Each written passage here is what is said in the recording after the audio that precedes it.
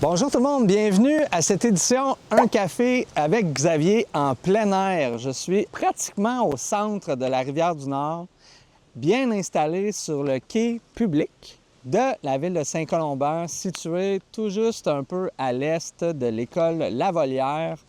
Il y a un petit chemin aménagé en gravelle qui nous permet d'accéder au site. Évidemment, le quai il est aménagé pour faciliter la descente de petites embarcations sans moteur.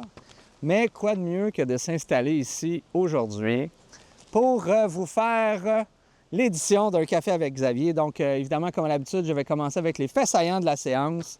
Et ensuite, j'ai mon bocal de questions qui est tout juste dessous mon pied et pour lequel je ne dois pas accrocher pendant que je parle. Ce sera mon défi de la journée. Donc, commençons. Nous avons voté deux renouvellements d'entente. Évidemment, la première avec le parc du Lac-Beatty, la deuxième avec le parc du Bois-de-Belle-Rivière. Ce sont des ententes qui roulent depuis maintenant 2 ans, si ma mémoire est bonne. Ça nous permet d'avoir accès, évidemment, au parc de nos voisins. Le parc du Lac-Beatty, c'est un parc magnifique, naturel, sauvage, qui nous donne accès à un lac qui n'est pas développé, donc pour lequel il n'y a aucune propriété autour du lac. C'est l'ancienne réserve d'eau potable de la ville de La Chute. Donc, on peut aller là avec des embarcations. Il y a même de la pêche qui peut se faire. C'est très à la bonne franquette, ce parc-là, mais c'est ce qui fait son charme. Il y a même quelques refuges qui ont été aménagés et de la location de bateaux qui peuvent se faire.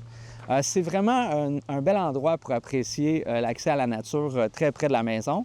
Notre deuxième entente, évidemment, c'est le parc Bois-de-Belle-Rivière qui est géré par notamment la ville de Mirabel.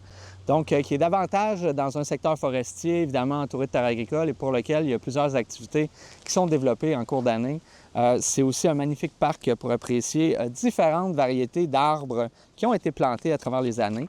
Donc, pour le Bois-de-Belle-Rivière, évidemment, c'est un accès gratuit. C'est la nature de l'entente avec du fignolage de petits articles. Et ensuite, pour le Lac-Beatty, évidemment, on profite d'une tarification à rabais pour y accéder. Donc, moi, je vous invite grandement à en profiter. Vous cherchez un lieu là, pour accéder à un espace naturel. Évidemment, c'est le Lac-Beatty, un espace plus organisé avec la piscine.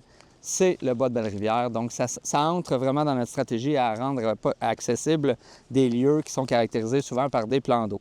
Je voulais aussi vous parler d'une acceptation d'offre d'achat. Le conseil municipal a accepté une offre d'achat qui est liée à un terrain en zone commerciale situé derrière la caserne 2.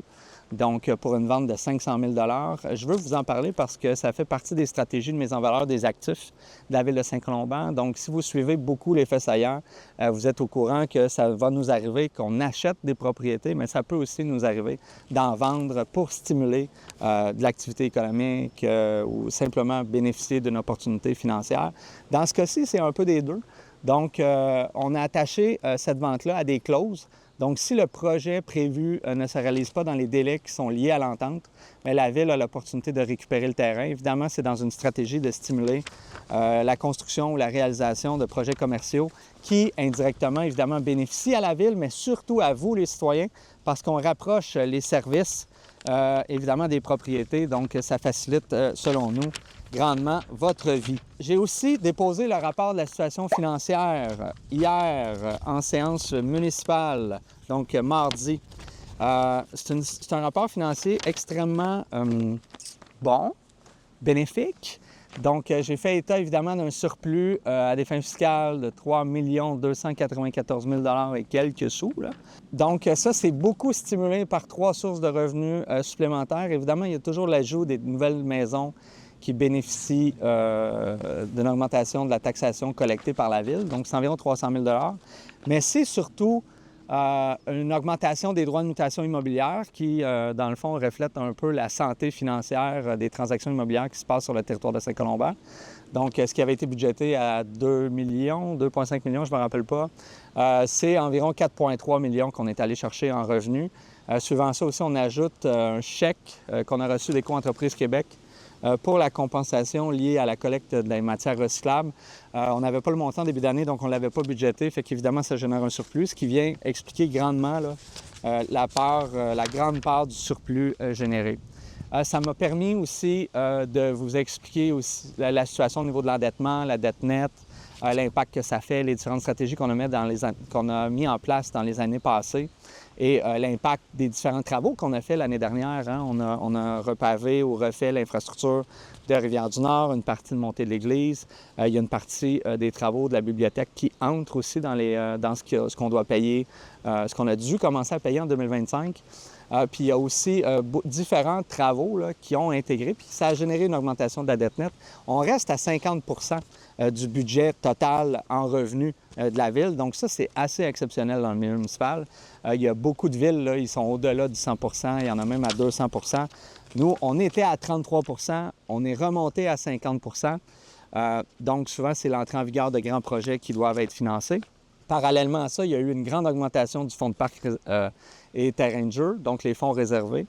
Et en plus des fonds et des fonds réservés, des réserves financières spécifiques à différents projets, ça, il y a eu des grandes augmentations. Tout ça pour vous dire qu'on a une marge financière assez importante pour bien planifier les prochains projets qui vont être à venir au cours des prochaines années.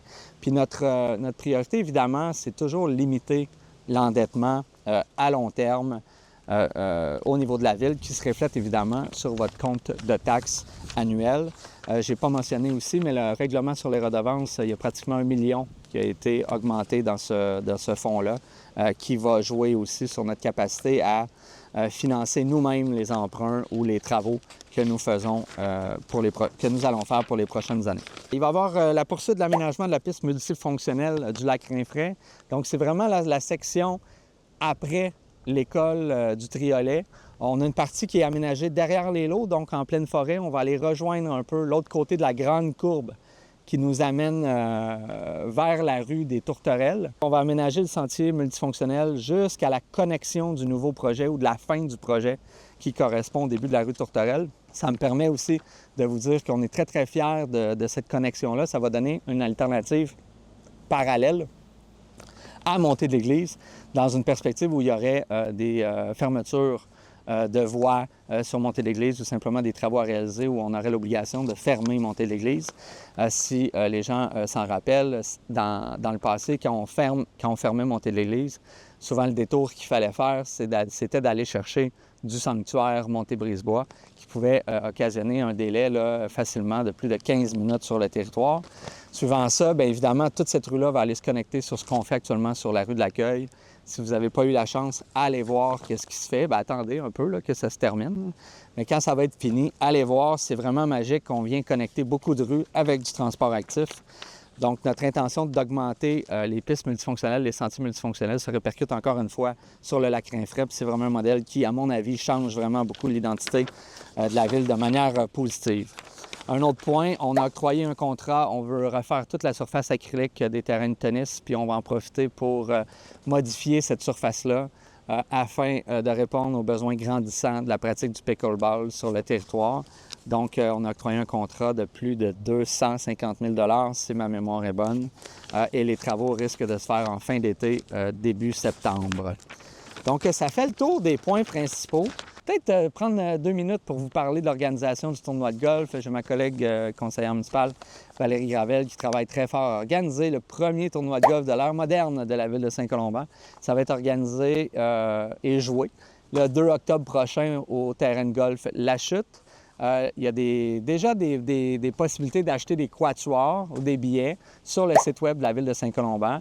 Et pour celles et ceux qui auraient des entreprises et qui nous écoutent et qui ont envie de commanditer un trou pour faire bénéficier les profits aux activités jeunesse sur le territoire, bien, c'est toujours possible de le faire. Moi, je vous invite à communiquer avec le service des communications de la ville de Saint-Colomban pour prendre connaissance des démarches à faire. C'est vraiment pas dispendieux, la commandite d'un trou. Il y a 3 scénarios, je crois, qui vous est offert à cet effet-là, ou quelques scénarios, là, je vais dire quelques pour ne pas vous induire en erreur.